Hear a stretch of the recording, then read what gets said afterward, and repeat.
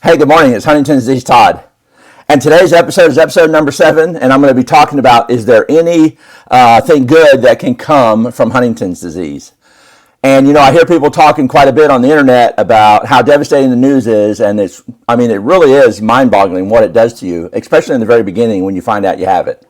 So today I thought I might talk about it. And some of the messages or some of the comments that I got from my past episode led me down this path today, because it really opened my eyes to the fact that sometimes the faith we have can be misplaced, or the way we evaluate things can be different. So today there's going to be 4 points. I'm going to give you 3 of them up front.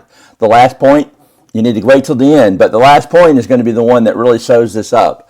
I hope this gives you hope, because really I've had the disease long enough now, and I've faced the challenges long enough, and I'm still cognitive enough to at least do this video today. So here's the 3 points.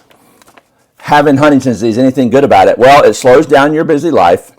It makes you appreciate, this is number 2, the time you have left. And I shouldn't say the time you have left, but the time that you have. And it also gives you the chance to develop your real relationships. In life, so it slows down your life. If you just take a moment and realize that when you get Huntington's disease, beyond the panic, beyond the anxiety, beyond the fear, beyond all of that, reach inside of yourself, try to take a chill pill, as they said in the old days. Sometimes you got to get up and walk outside. Maybe sometimes you got to take some medication. I self-medicated a little bit when I found out about this. I drank a little bit of alcohol, which I hadn't done in years and years and years, being the good Christian that I was. But all I'm saying is, in the beginning of this, it slows down your busy life. Okay, so when we're all cooking out there, and before we have Huntington's disease, before we find out, we've all been pretty successful people. But you know what? I bet all of our lives, or a lot of our lives, were focused on what we could do for other people, what we could do for people that weren't our family, what we could do for those business relationships, those church relationships, those Kiwanis relationships. You know what I'm saying? In our life, as a human being, we're out there thinking that the most important thing is to interact with others and to do things with others. I'm not saying that you need to cut that off, but sometimes that things can be cut off from you, and sometimes God puts you in a whole different position. So that's what I kind of want to talk about today. When I first got this disease, I kind of quit going to the ministry that I was doing in prison, where I was going to the men's group there. I stopped going a little bit to church because going to church became a challenge, but it also became I didn't want to say anything wrong or bad to someone that might have been at church. But also, I had gotten a lot of training in church, so my brain with God was good. I spent 40 years in church figuring it all. I hope I'm not figuring it all out, but getting some good education. So it slows you down. It slows you down in the beginning. If you'll take advantage of that time, it can give you an opportunity to spend time with your family, to get things in order, maybe try to do as much hard work as you can while you're younger, figure out all the things that you can do to plan for your future. I had a wife that I wanted to provide for. I had a grandson that was born, and I wanted to do both of those things. Spend time with my grandson, get the family in order, get our affairs in order. I quit going to church. I quit going to the prison ministry, because where did my focus go? It went to my family. It didn't go to others. And I never think God cared about that at all, because I had done a lot for God throughout my life, and I had a solid relationship with God. So I'm going to talk about that too, a little bit about the relationship that we have with God and the faith therein. But the first point of it is, slows your life down. If you'll take advantage of the time in the beginning, get over the oh, woe is me, get beyond that, because we all have to, all those stages of grief and that sort of thing. I faced every bit of it. When I first found out about this, it was super challenging. Take advantage of the time you have. Once you find out, once you cope with it and get on, makes you appreciate the time you have more. Soon after I finally started focusing on those couple of things, focused on my grandson. I knew that we were going to be helping him, watching him, keeping him. My daughter-in-law and son, they both had jobs or were working or they were out, and we were able to take care of my grandson for about 10 whole years, and to be honest with you. And it was very formative for us, for him, and for me, really. It made me shift my focus, though, because I couldn't always be self-centered when you have to be, centered towards him. But my focus before that, make sure appreciate time, my focus before that would have been outside. What could I do for the business community? What could I do to make another commission? What could I do to be a better breadwinner?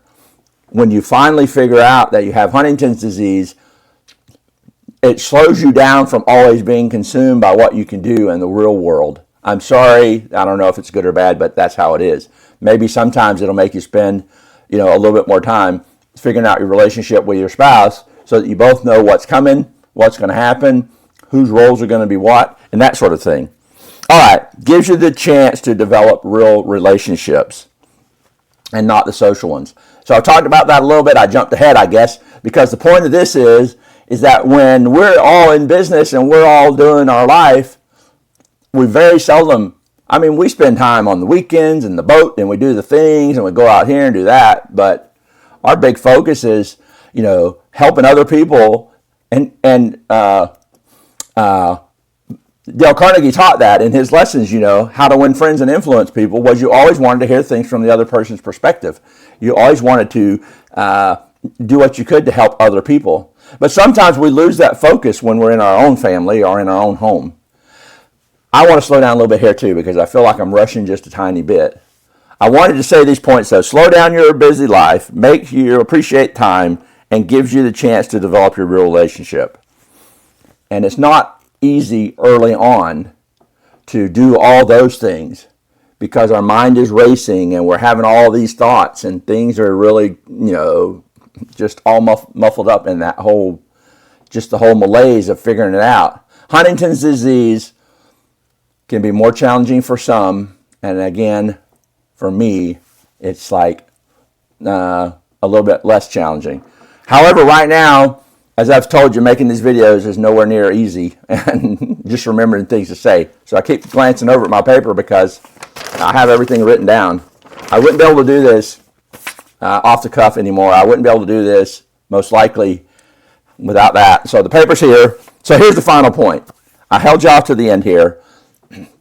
I'm not going to make this video too excruciatingly long, but I did hear a great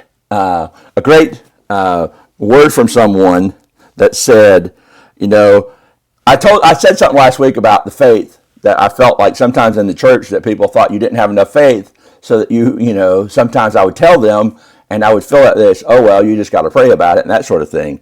There are many instances in the Bible where people had faith but were not healed. Paul's eyes, Timothy's stomach, Lazarus died, and others. If you just had enough faith, there's really the wrong teaching, and it puts an extra heavy burden on someone who is already suffering. I'm not saying that I felt that way exactly in church, but it's something I had forgot about that I had learned in the Bible. I was very involved in the Bible early on in my life. That was from Denise, and I got to tell you, that really gave me an eye-opening opportunity today to talk about this, because sometimes in life, God just doesn't give us the one, solid, simple answer in everything. And I had an extremely good life going on. There was nothing that I could hardly have wanted different. With the finances, with the ownership of things. But you know what? Early on in this cycle of Huntington's, I started not wanting things as much. I started not caring as much. I sold almost everything I had. Now, financially, it was part of the reason, but the other part was they just don't have the appeal to me that they did at one time. Boats and motorcycles and all those things. So the final point is, maybe instead of hating HD, blaming God, being angry, you could try and find, and I said earlier, peace, but I think finding peace isn't always that easy, but maybe you could find the reason that you got Huntington's disease. It doesn't sound like there should be a reason, and you should be frustrated at the fact that you are facing this disease. But what if God put you in the position that you're in so that all those other things came true in your life? What if it slows you down, makes you appreciate time, gives you the chance to develop relationships. Are those things easy to do or easy to find or easy to accomplish? No, probably not. I know that when I was a dad early on in my life, I was not a great dad. When I was a husband early on in my life, I was not a great husband. I thank God for my wife for those first few years sticking through it. We're 40 years married now or more, probably 44, whatever it is. But you know what? We made it through because of God, really. I started going to church way back then. I started putting Him as a priority in my life. But, even with God in my life, I didn't always put the kids as a priority. Now what I have done is I've started spending more time with them. Finally, after all this cycle of life, all that going around the big giant circle, I've gotten back to wanting to be with them, spend time with them. I know that time is getting very valuable. I know that my mind is getting less capable. So spending time with my boys now has become something that I'm doing that maybe without Huntington's I would have not necessarily ever done. I could have kept on just humming through life, making money, and never once slowed down, never once took the time, never once developed the relationships.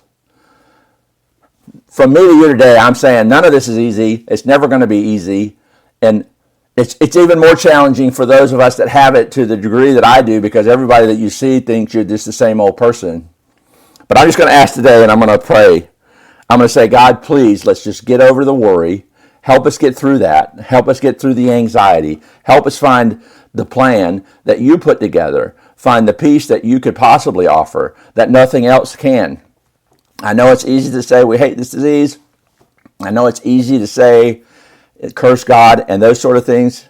I've never done that. I don't want to now. But God, there are hurting people out there. This disease is challenging so much to some of the families. And I am just really, I'm really just touched by the comments that I get.